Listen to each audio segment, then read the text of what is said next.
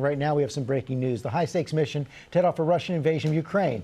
Secretary of State Antony Blinken meeting at this hour with Russia's foreign minister. In fact, they just broke up as Russian troops massed near the Ukrainian border. Our senior White House correspondent Mary Bruce starts us off. Good morning, Mary. George, good morning. Well, this is a critical moment with those tens of thousands of Russian troops along the Ukraine border and President Biden saying a Russian invasion is looking likely. The U.S. Secretary of State just met with the Russian foreign minister to see if they can try and avert this crisis. Moments ago, Secretary Blinken calling it a frank and substantive conversation, but with no breakthroughs. On the brink of a possible Russian invasion of Ukraine, the U.S. Secretary of State sitting down this morning for a high-stakes face-to-face with his Russian counterpart. We don't expect to resolve our differences here today, but I do hope and expect that we can test whether the path of diplomacy, of dialogue remains open. We're committed to walking that path and to resolving our differences peacefully, and I hope we can test that proposition today.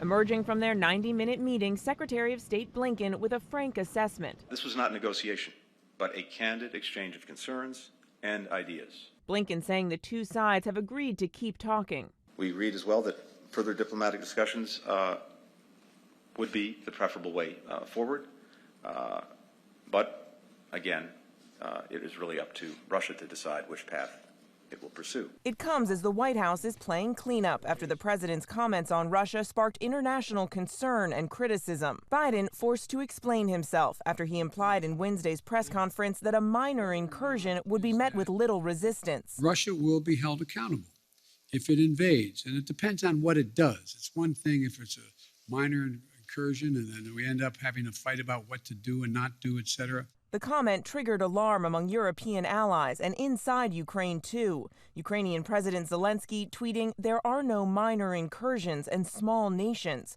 just as there are no minor casualties and little grief from the loss of loved ones." Biden now trying to reassure America's allies. If any assembled Russian units move across the Ukrainian border, that is an invasion.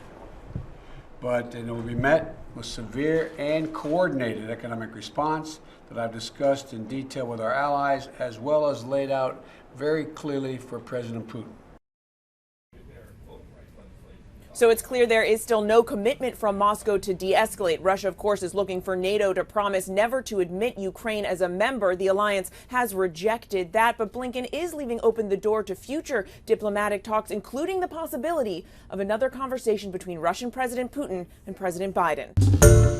Hi, everyone. George Stephanopoulos here. Thanks for checking out the ABC News YouTube channel. If you'd like to get more videos, show highlights, and watch live event coverage, click on the right over here to subscribe to our channel. And don't forget to download the ABC News app for breaking news alerts. Thanks for watching.